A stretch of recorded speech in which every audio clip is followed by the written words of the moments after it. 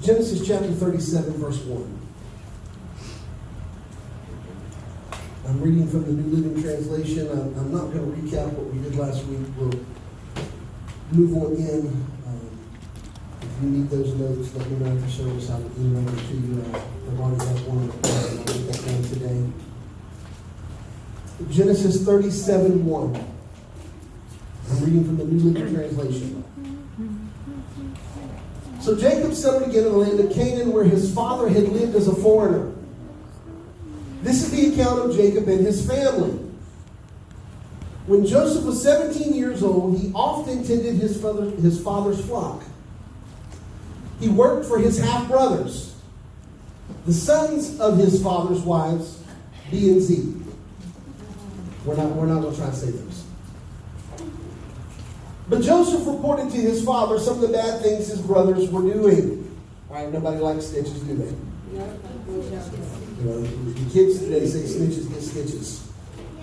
So, and that's just not something, that's a good thing. It wasn't a good thing back then because that's what ends up happening to Joseph later on as you read on. It says in verse 3, Jacob loved Joseph more than any of his other children because Joseph had been born to him in his old age. So one day Jacob had a special gift made for Joseph, a beautiful robe. But his brothers hated Joseph because their father loved him more than the rest of them. They didn't hate him because of the gift. They hated him because his father showed favoritism. You're my favorite.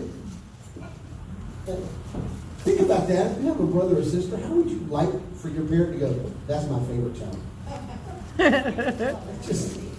It's no way. You know, I have three favorite children. I have a favorite oldest, favorite middle, and favorite youngest. But I don't have a favorite child out of all of them. Each one of them are special in their own right. And sometimes they're a little more special than others. One night, Joseph had a dream. Verse 5. And when he told his brothers about it, they hated him even more. Gosh, how hard is it? This kid can't catch a break, can he? His daddy loves him, his brothers hate him. He has to work for his brothers and his father to make a living, and it's going bad. How would you like to work for somebody who hates you? Again, no bueno. That's just not fun. It's not nice. But we're supposed to be blessed of God, and everywhere we go, and everyone's supposed to love us and bow before us and make everything work out on our behalf, because as a believer, God's going to work those bad things out for my good. That's what Romans 8:28 says, right? But that's not what's happening. Joseph's loved by his father, but everybody hates him but his daddy. Sometimes the people around you are going to hate you, but all that matters is that God loves you. Y'all will catch that tomorrow. You wake up in the middle of the morning. Verse 7. Verse 6. Listen to this dream, he said. We were out in the field tying up bundles of grain, and suddenly my bundle stood up, and your bundles gathered around and bowed low before mine. That's going to be better. Not only do I have a nicer coat, not only does Daddy love me, but you're going to bow to me. His brothers responded, so you think you will be our king, do you? Do you actually think you will reign over us? And they hated him all the more because of his dream and the way he talked about them. Soon Joseph had another dream, and again he told his brothers about it. Listen, I've had another dream, he said. The sun, the moon, and the 11 stars bowed low before me. And this time he told the dream to his father as well as to his brothers. But his father scolded him. What kind of dream is that, he asked. Will your mother and I and your brothers actually come and bow to the ground before you? But while his brothers were jealous of Joseph, his father wondered what the dreams meant. What does that tell us? People are going to scoff us, but there's going to be someone who's in your corner who doesn't necessarily agree with what you said, that's going to wonder the meaning of what's being said. Because there's a destiny about your life that you don't understand, but they're supposed to be a part of. And we'll find that here a little bit later on in Genesis chapter 50. So we talked last week is what our objectives are. I told you I went full-blown teacher mode when we're back in school. Being an educator, I'm giving you the objectives of this lesson now. So our first objective is to provide an understanding that God frequently takes us on detours from the path toward our own destiny for the purpose of maturing and equipping us. Second, guys, if you didn't catch those, somebody last week got them. I repeated them a lot, and if not, like I said, I'll gladly send you the notes. Our second objective here is to encourage those who struggle with difficult circumstances by helping them identify that the Lord's hand is in the midst of the storm. Because God's hand is always in the midst of our storm, whether we realize it or not. You know, as we're driving along the roads or highways, our goal or objective is to get somewhere specific. Ideally, we have a map or a GPS device that is guiding us along the way. It'll tell us exactly which exit to take and how long the journey will last. However, occasionally we run into road construction. When that happens, a man with a reflective vest might get us to slow down and point us in a direction we never intended to go. A police officer might stand in the middle of the road and redirect traffic down the side of the road, as they did to my wife and I yesterday as we were going to a store. When that happens, we invariably never reach our destination the way we intended, or in the time we intended to. We are now on a detour, and what we experience in our attempt to get where we are going is uncertain. When it comes to God leading us toward our destiny, the irony is that the detour does not steer us away from construction. We are the construction project, and God uses the detour to build us up for the destination to come. So in our spiritual lives, guys, when we're being detoured, it's not to be detoured around someone else's construction. It's to detour us to get into the place where God's called us to be. And so our point one last week was God uses detours as a part of his design for our lives. Again, point one of this sermon was God uses detours as a part of his design for our lives. We're going to look at Genesis chapter 37 today. We're going to pick up where we left off and talk a little bit about Joseph. I need chapter, not verse. Genesis 37. Genesis chapter 37, verse 1. So Jacob settled again in the land of Canaan, where his father had lived as a foreigner. And this is the account of Jacob and his family. When Joseph was 17 years old, he often tended his father's flocks and worked for his half-brothers and the sons of his father's wives, B and Z. And Joseph reported to his father some of the bad things his brothers were doing. Now let's fast forward and look at chapter 41, verse 46.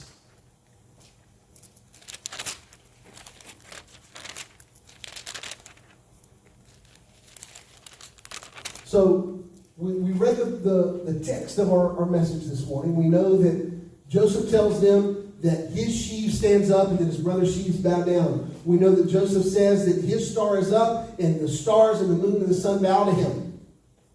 Okay? And his father scolds him, tells him that's wrong. His brothers laugh at him and mock him. But yet here he is. He was 17 years old. And in verse 46, it said he was 30 years old when he began serving in the court of Pharaoh, the king of Egypt. And when Joseph left Pharaoh's presence, he inspected the entire land of Egypt. How long did it take Joseph to get to Pharaoh's court? 17 to 30. 13 years. 13 years it took Joseph to get there. And we get mad when we don't hear from God in 13 minutes. God, you promised I'm expecting tomorrow when I go in. It's changed. What happens? We get frustrated. It's not the way things work. 13 years. I got the movie 12 Years as a Slave. Joseph had 13 years as a slave. 13 years of being in prison. 13 years of being mocked and embarrassed and beaten and sold and abused. To come to the place of the dream and the prophetic word that God had given him when he was 17 years old. The minute our brothers beat us, threw us in a pit, and then sold us to a bunch of traveling gypsy slave traders, we would have cursed God and just been happy to die, right? Be honest with yourselves. You know it. You know that's the truth. my family doesn't love me. God, you told me this, and this happened to me. Why am I being sold? I'm in slavery right now. Why am I here? They took my coat. They made it look like a bear attacked me. And they went back and told my daddy I was dead, so he's not even going to come looking for me. Nope. I'm gone. I'm lost. Guys, that's the equivalent of becoming a ghost today in the world. Nobody knew where he was. Nobody knew about him. No one knew anything. He was gone. Yet his destiny had not changed. 13 years on a detour enduring slavery and prison before he entered Pharaoh's service. How would you like it when you got sold as a slave and you get turned over and you're made the ruler of the household and everything's going well? You're purchasing everything. You're in charge of the slaves. You're in charge of the ordering. You're in charge of the animals. You're running the whole kid and caboodle. You're thinking, man, this is good. And then you get accused of rape.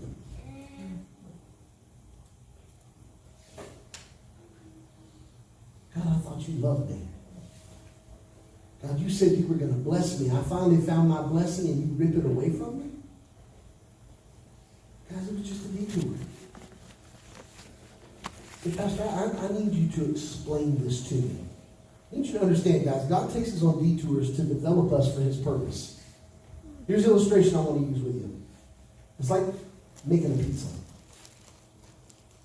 Being prepared for your calling is like going to a real pizzeria where they actually take the little knot of dough out and they roll it out and they flip it in the air and they spin that thing around and they get it all moving and they press it some more and they mash it and they roll it and they spin it again and they set it down and they add a little more flour to it. They continue pushing it out until it gets to be the right size. And then what happens? Then they start throwing on the toppings. They put in whatever your sauce is that you want. You want a white sauce. You want a green sauce. You want a red sauce. They start mixing that in, and they ask you what your favorite topping is and what type of cheese you want. They begin putting that thing together all before they put it in the fire. So you have to be pressed, you have to be mashed, you're going to get spun, you're going to get shaken around, you're going to get turned all the way around. In that same way, one has to be prepared for their calling. Sometimes our preparation starts with some pressing and some mashing. It's not fun, but it's necessary. Sometimes it means being thrown around or banged up for a while. But this is only in the preparation for the good stuff. What do we mean the good stuff? The stuff that goes on it before it's heated and eaten, right? Now I know some of you like the crust of the pizza, but would you want to just eat a pizza with just only crust? Oh, you want some sauce, you want some cheese, whatever those toppings are you like. Whether it's vegetables or pepperoni or meat or whatever that is, you want to throw them things on there so that when you bite into it, it's just that perfect combination of flavors. Guys, that's what God wants for your life, so that when people bite into you, they taste and see that the Lord is good. There has to be that detour that comes into place for us. Point number 2. God uses detours to prepare us for our future. God uses detours to prepare us for our future.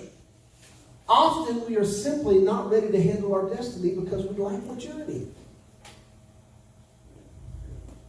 Guys, that was Joseph's problem, wasn't it? Joseph's problem wasn't that God couldn't use him. Joseph's problem wasn't that he was a sinner. Joseph's problem was he was immature. You say, oh, Pastor, he was already a man. He had been working for his brothers. That doesn't mean anything. He was a spoiled little punk. I'm not saying he's not a hard worker, but he was spoiled. He knew that Daddy loved him more than all his brothers, and he used it to his advantage. Just like we do with people, don't we? Don't act like you don't know what I'm talking about. You have a group of friends, and you know somebody likes you more than they like the other person, and you use it all the time. I used to do that to my cousins when we would get around my grandmother. I called her sweet grandma. I said, that's my sweet grandma. She goes, that's my baby. And she'd give me a kiss, and she'd tassel my hair, and she goes, see, why don't y'all call me that? Because it's me. I'm the one that gets away with it. Why? Because I knew what side my bread was buttered on, and I wasn't messing that up. Okay? Joseph knew the same thing. Yet here he is, not handling it because of his lack of maturity. Guys, how many times are handling the promises that God's given us because we're not mature enough to understand what's coming our way. You're not mature enough to understand the directive and the direction of what is coming and what is needed. And think about that for a minute. You get offered a job, but you're not ready to handle it. And you don't understand the blessing God's setting you up for. You just see something I'm not ready for right now. Is that a bad thing? No, it just means maybe you need to go on a detour before you get there. Maybe you need to be pressed down, shaken together so you can be running over. God reveals to Joseph the details of his destiny, but he's not mature enough to handle them. Just think about it. How many of us are mature enough to understand the details of what God's asking us to do for our life? I mean, some of us are 40, 50, and going the other way young. Once you climb that spot, we're going to go younger. I'm not going to throw y'all out there on the spot like that. Okay? But what do? We find ourselves not necessarily ready to handle it. It doesn't matter your age. It matters your mental ability and your spiritual ability to deal with what God's given you. But I met with the elders last year before all this COVID nonsense hit. We got into the situations we're in now, and we were talking about the growth of the church, and we were talking about things going on. And they said, well, we're just believing God's going to increase us. I said, okay, then I have a question for you. And guys, this is a question for you as believers and part of the ecclesia here. What do you do next weekend if 20 more people walk in here? Are we ready to handle that? Are you ready to step up and become ushers and leaders? Somebody's got to help the visitors come in. Somebody's going to have to step up and take into place and help us get our children's ministry up and running and nurseries work in that direction. Are we ready to handle that? That's the question. So what do you do when that blessing comes? How are you going to handle that? The Bible tells us that God's not going to put more on us than we can bear. So if we're not ready to handle it, how are we going to take hold of it if we've not been preparing for it? We have to mature. Okay, let's make this a little more personal. You're asking God for more money. What are you doing with the money you've been given? Okay? You're asking God for more responsibility. What are you doing with the responsibilities you have? God, I need. You need Him. He'll fix everything else. I'm loving on you this morning. God gives Joseph 2 dreams about his future, telling him that he would rule over his brother's father and mother when he was only 17 years old. We read that in Genesis 37:2. Verses 6, 7, and 9. We know that he had the dream of the wheat and he had the dream of the stars. Joseph's journey into slavery allowed him to become acquainted with the Egyptian culture. Let's go to Genesis 37.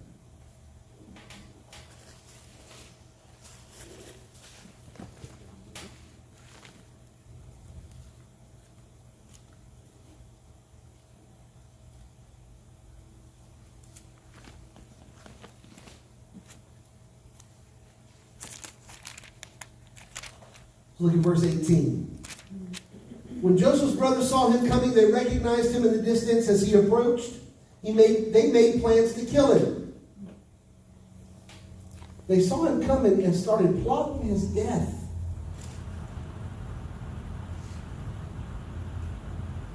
Guys, there's something here. There's something for us to take away from this. Because no matter who's plotting your death, no matter who's plotting your end, God's just going to use it as a detour to your blessing and where He ultimately wants you to be. If it's not His end for you, it can't be the end for you. It can only be the beginning of what He's already promised you. Here comes the dreamer, they said. Come on, let's kill him and throw him into one of these cisterns. We can tell our father a wild animal has eaten him, and we will see what becomes of his dreams. But when Reuben heard of their scheme, he came to Joseph's rescue. Let's not kill him, they said. Why should we shed any blood? All right, here he is trying to break the rule. He's trying to, I don't want to be a murderer. Guys, this goes to prove my point that no matter what somebody wants to do to kill you, they can't kill you if it's not your time. So, Pastor, I don't think I'm going to die. Guys, I'm talking about your dreams. I'm talking about your visions. I'm talking about your hopes. I'm talking about your calling. It can't be killed because it's not done unless God says it's done. Amen. It's not over unless God says it's over, or unless you quit. But when Reuben heard of their scheme, he came to Joseph's rescue. Now, let's not kill him, he said. Verse 22. Why should we shed any blood? Let's just throw him into this empty cistern here in the wilderness, and then he'll die without our laying a hand on him. And Reuben was secretly planning to rescue Joseph and return him to his father. So when Joseph arrived, his brothers ripped off his beautiful robe he was wearing. Then they grabbed him and threw him into the cistern. Because those things were deep. They're not shallow. They're not something he could just scale up. Can you imagine being thrown off a 2-story building down to the ground? That's kind of what was happening here. I don't know the exact depths and dimensions. I didn't look that up. But when you think about it, the exact depth and dimension doesn't matter. To be thrown into a cistern so it's so far down that you can't escape, that's a pretty big deal. Imagine the injuries that could be sustained with that. It doesn't say they lowered it down, it said they threw him. Now the cistern was empty and there was no water in it. Then just as they were sitting down to eat, they looked up and saw a caravan of camels in the distance coming toward them. It was a group of Ishmaelite traders taking a road of gum, balm, and aromatic resin from Gilead down to where? Where were they taking it? Egypt. They were taking it to Egypt. Where's Joseph's ultimate destiny supposed to come to fruition at? Egypt. Did Joseph know that? No. Did his brothers know that? No. Did his father know that? No. God knew it. Yes. So we can say that Romans 8:28 is in effect here, right? What those who intended to do evil and harm to you, God will use for your good. Judah said to his brother, what will be gained by killing our brother? We'd have to cover up the crime. Instead of hurting him, let's sell him to those Ishmaelite traders. After all, he is our brother, our own flesh and blood, and his brothers agreed.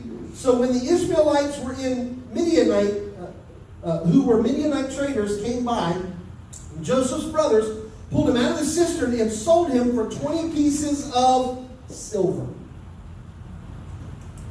Sold him for 20 pieces of silver. Guys, it's about 8 ounces. Sold him for about 8 ounces of silver. If you're wearing a necklace, that's about what he got sold for. Wow. Can you imagine being sold for a necklace? Your life isn't worth more than a necklace. Sold. Put into slavery by your family. Guys, there are people who are going to try and profit off of the dream that God gave you. You can't worry about them. You got to do what God told you to do. Here his brothers are profiting off of what they seem to be his death or his ending. You think you're going to be our king? We're going to put you in slavery so you're never a ruler of anything. You think you're going to get that promotion at work? We're going to sabotage you so bad you never work here again. You're going to get fired. You think that your relationship's getting better? We're fixing to take it so bad that divorce happens. We're fixing to cause such a big rift that you don't talk to each other for the next 20 years. Guys, with God, it's only you two who listen to him.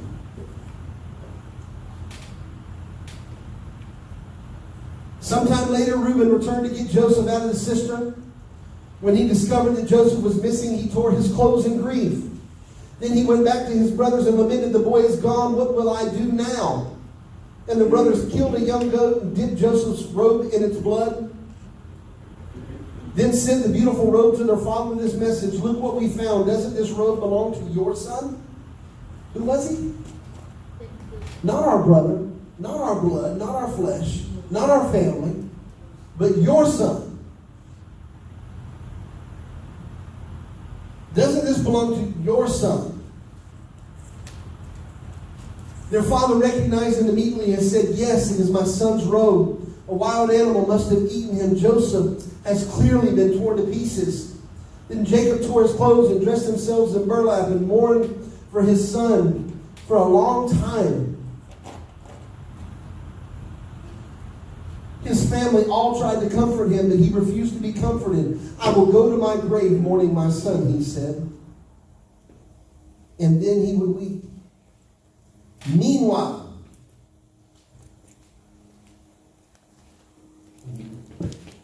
the Midianite traders arrived in where? Egypt. And Ray Stevens song keeps popping in my head. Meanwhile, back at the motel. Meanwhile, the Midianite traders arrived in Egypt, where they sold Joseph to who? Potiphar, an officer of... What's Joseph's ultimate role going to be? Serving Pharaoh as the second in command. Pharaoh was the god, Joseph is the ruler, because that's what pharaohs were. Pharaohs were considered gods in that time of Egypt. So Pharaoh was the god, that's what that translated to. Pharaoh, god of whatever it was. And then Joseph was the ruler who relayed his messages and what he wanted to happen, so that the god could do whatever he wanted, and he had someone ruling. And they sold Joseph to Potiphar, an officer of Pharaoh, the king of Egypt. Potiphar was captain of the palace what? Guard. Joseph's journey into slavery allowed him to become acquainted with the Egyptian culture, government, and language. Think about that. Before you can rule, you've got to be acquainted with what you're dealing with. The pastor proved that. Well, what happened to Daniel, Shadrach, Meshach, and Abednego? They were taken. They were then put into school and had to study under King Darius, his rulers. They wanted them to understand the law of their common land, so that they could then go back to their Jewish brothers and sisters and teach them, or what the Catholic Church would say, catechize them, in the mindset of how they were to live in this new land. And so here is Joseph being immersed into Egyptian life.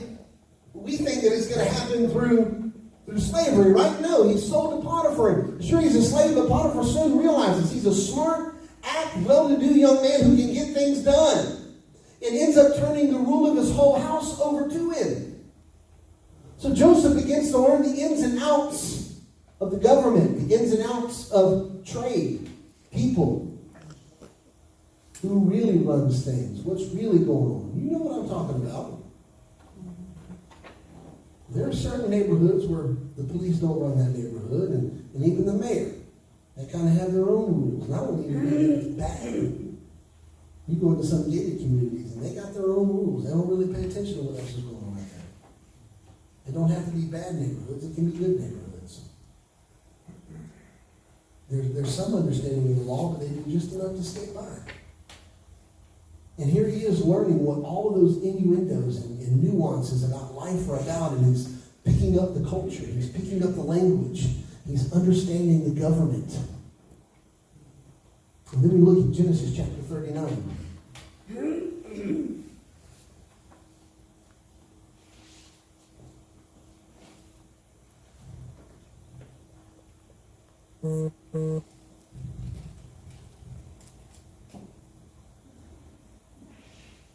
Let's just go to verse 1. When Joseph was taken to Egypt by the Ishmaelite traders, he was purchased by Potiphar, an Egyptian officer. Potiphar was captain of the guard of Pharaoh, the king of Egypt.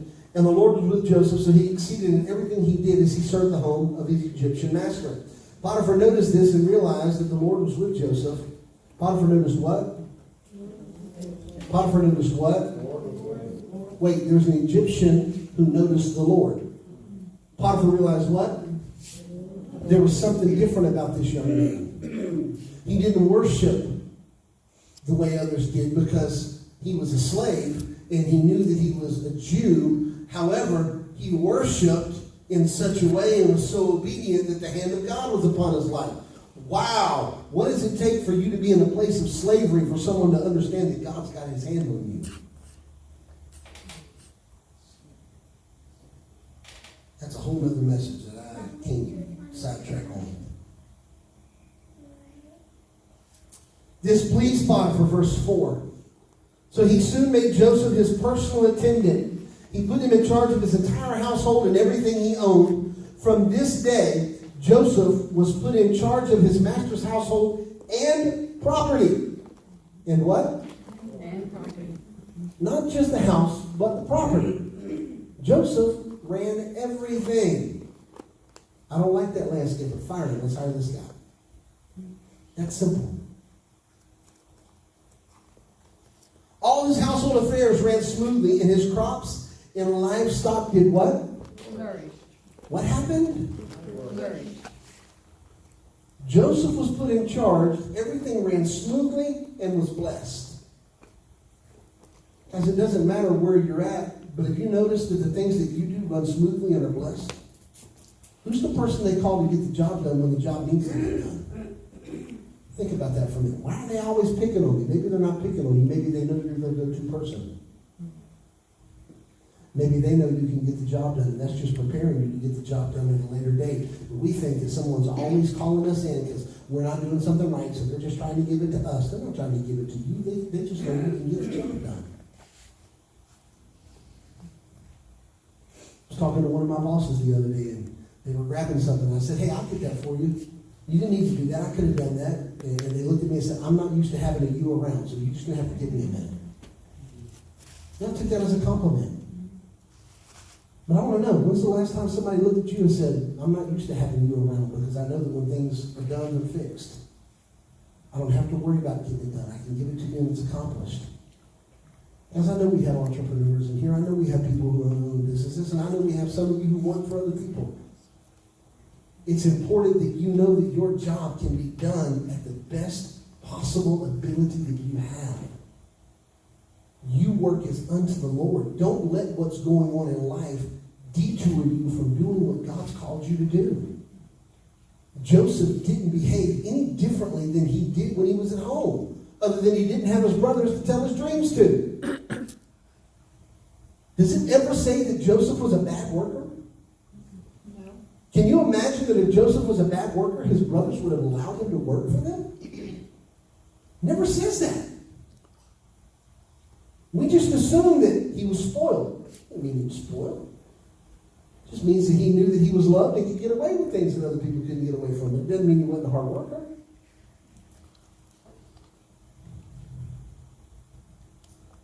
Verse 6. So Potiphar gave Joseph complete administrative responsibility over everything he owned. He did what? Complete responsibility. Let me put that in business terms. Joseph became the CEO. Yes, he did.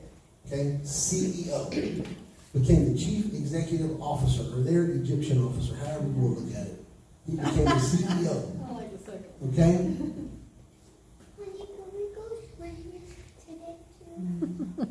With Joseph there, he didn't worry about a thing except what kind of food to eat. Can you imagine the only thing that you were concerned with was what kind of food you needed to eat? Come on now. Joseph was a very handsome, well-built young man. Unlike David, who was fair-haired and ruddy. Joseph was well-built and handsome. And Potiphar's wife soon began to look at him lustfully. Come and sleep with me, she demanded. Guys, you got to understand, he's a slave. He is required to do whatever he's told to do. But what does he do? But Joseph refused. Look, my master trusts me with everything in his entire household. No one here has more authority than I do. He has held nothing back from me except you, because you are his wife. How can I do such a wicked thing to him? He's made me a free man. Why would I give that up, dummy? You are not that pretty. My freedom is worth more than your beauty. I'm sorry. That was selfish. Trust me, as much as it was honor, it was selfish. Joseph knew, if I do this, I'm dead.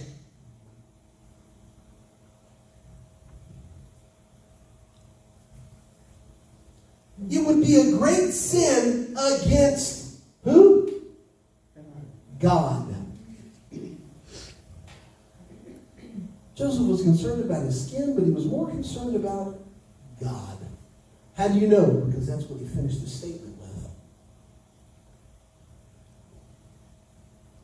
with. It's a sin against God, and after all, I don't want to be sinful and have him kill me.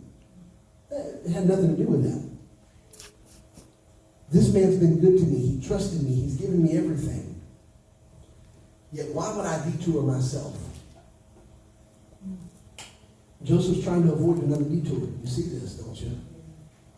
Even though God has a specific plan and direction, he wants him to go in his life just like, nah, I tell you what, I'm just going to sit here and wait for the traffic to clear, and I'll go straight. I'm not going left.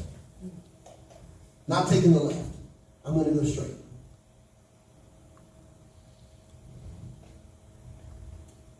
She kept putting pressure on Joseph day after day, but he refused to sleep with her, and he kept out of her way as much as possible. So not only did he not sleep with her, he stayed as far away from her as possible. I can imagine her waking up going, where's Potiphar's wife? She's in the east wing. I'm going to the west wing. If you need me, I'll be there. If she's coming to the west wing, alert me. I'm going around the house to the east wing. And if she's in the middle of the house, I'm leaving the house going to run errands. Don't be looking for me today. I'll be back when I'm done. He's avoiding her at all costs. He's doing everything he can to avoid a detour. How many times have you tried in your life to avoid a detour? God, I don't want to go down that route. I don't want to go that way. I'm doing everything I can to stay upright and honorable and righteous before you. I'm not going to do that. And even in all your righteousness, even in all your obedience, even in all your loving and honoring God, what happens? You still get detoured. One day, however, no one else was around when he went to do his work, and she came and grabbed him by his cloak, demanding, come sleep with me. Joseph tore himself away, but he left his cloak in her hands as he ran away from the house. She snatched his cloak, and he was doing the bear run. He was in nothing but his birthday suit. It was too late by then. She had his cloak, she had the evidence. Did Joseph sin? No, he didn't.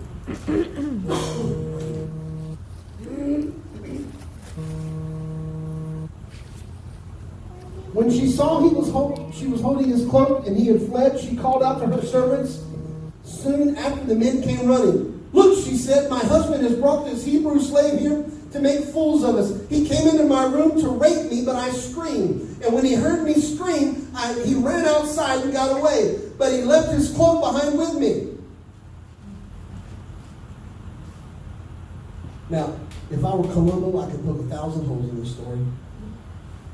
If you screamed, how come those men didn't come running? Take Magnum PI, whoever you want to be. Scooby-Doo and the Mystery Machine, Shaggy and Velma and Fred and Thelma. Right? What's going on here? You said you screamed. Nobody screamed. So if he ran, why did he run? You sure you weren't trying to get after him like you've been doing for the past 6 months? Every time we turn around, you're cornering him, and he's told us not to leave you alone with him. He wants to be away from everything. He's done everything in his power to stay away, so why would he do that now? Guys, I can make a real good case for him. But guess what? He's a slave. Doesn't matter how much trust, he still has the title of what? Slave.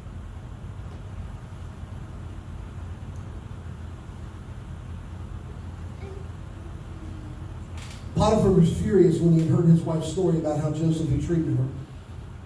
So he took Joseph and threw him in prison where the king's prisoners were held. and there he remained. But the Lord was with Joseph in the prison and showed his faithful love. And the Lord made Joseph a favorite with the prison. And what? Made him a favorite. No, you're not going to prison and then getting blessed again. So here he is trying to avoid a detour. He avoids the detour of death yet again, only to now be gone from being a slave to now being a prisoner. What's worse than being a slave? Being a prisoner. Being in prison. Because prison's not like it is today, guys. And I don't mean that our prisons are slouches, but it ain't prison like it is today. There's no air conditioning. There's no moving water. There is no moving air. You're stuck in a stagnant place. You got all kinds of critters running around, and you got all kinds of things going on, and it doesn't matter if you're hurt. They're not sending a doctor because if you die, you're just one less mouth to feed. Who cares? You're going to the place time for God, and we don't care if we ever find you. Well, I was only sentenced to 6 years. You'll be lucky if you get out in 7.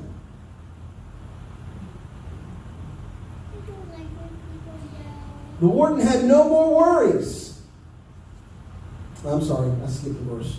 Verse 22. Before long, the warden put Joseph in charge of all the other prisoners and over everything that happened in the... Are we seeing a common thing here? Joseph's life was meant to lead, and no matter what happens, no matter what people try to do to detour him into being a servant, a prisoner, a slave, Joseph just continues to lead. He continues to do what the purpose and calling of God is wherever he's at. Whatever your hand finds to do, let it do within reasonable service of God. You want to know why I don't get fired from places? Because when they tell me I was hired as a teacher, but they need me to be a janitor, I don't argue with them. You're paying me to do a job. If there's no teaching to do, I'll pick up a broom and clean. If you need me to help move supplies, I'll move supplies. If you need me to cut a pipe, I'll cut a pipe. If you need me to carry lumber into the house, I'll carry lumber into the house. Whatever you need, I'm going to do. Why? Because that's my responsibility, is to work. Don't think more highly of yourself than you are. Yes, sir. Joseph just served. Joseph did what his hand found to do. And because of that, he was constantly blessed. Guys, detours don't detour you from doing what God called you to do. They only detour you to a different place to do it. That's free. Detours don't take you away from what God called you to do. They just take you to a different place to accomplish or to do it at.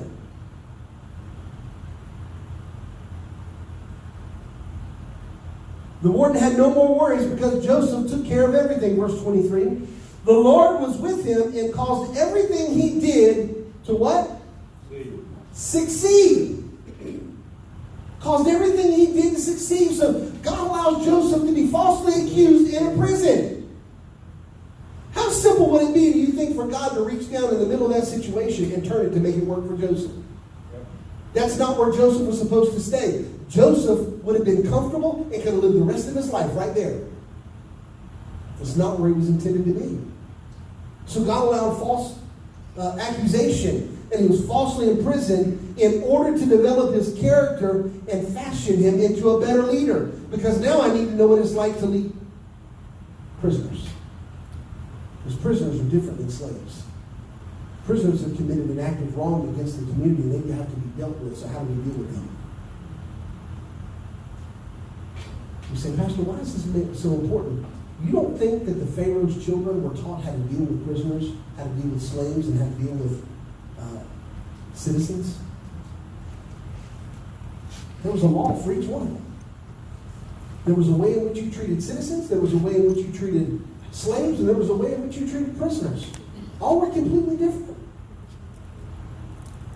We told you, Joseph went into this so he could learn the culture, the government, the languages, and the way that they lived and operated. And here he is getting a first-hand education. Could Joseph have gotten that education some other way? Maybe. Maybe. But this is the way God chose to do it. So he's learning the inner city, he's learning the inner workings of the prison and how those under Pharaoh handle things. Even though God reveals Joseph's destiny, he also takes him on many detours in order to mature him for his coming reign over Egypt.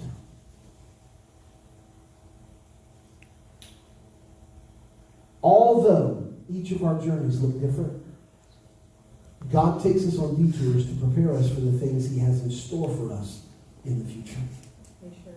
I'll say that again. Although each of our journeys looks different, God takes us on detours to prepare us for the things he has in store for us in the future. I'll give you an example. And then we're going to close. Dorothy Gale longed to go to a place over the rainbow where troubles melt like lemon drops. She was certain that her trouble-free place was her destiny. But along the journey toward her destiny, Dorothy encountered a whole lot of trouble. She encountered evil witches, scary forests, overbearing wizards, and all gave Dorothy reason to doubt that Oz was the place she truly longed for. What she did not realize at the time was that she needed to go through Oz to get a better understanding of what her true destiny actually was. Trouble in Oz were her detours on the roads to understanding her true destiny. A better appreciation of her own home life in Kansas. She went through all of that so she could understand how she was supposed to live at home. Those of you who know what I'm talking about is the Wizard of Oz. Such a great movie. I realize that some of you watch this by media presentation may be young and don't have a clue what the Wizard of Oz is. I pray for you. God help you in the watch. Such a good movie.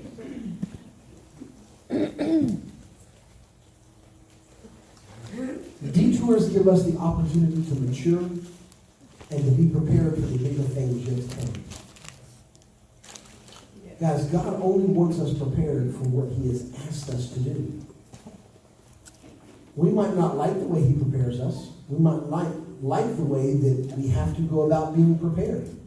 We might not like the training schedule. We might not like the regimen. We might not like the place, the timing, the temperature, the atmosphere. I'm sure Joseph did not like the atmosphere of the cistern. He really didn't like the atmosphere of being locked in a caged wagon taken into slavery. Can assure you he did not like being thrown into a prison. Yet none of that detoured him from what God told him.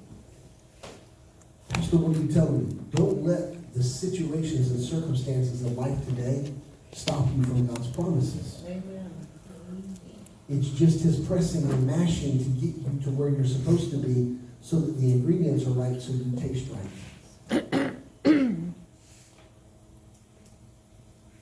So that when he puts you in the fire and you bake into a masterpiece.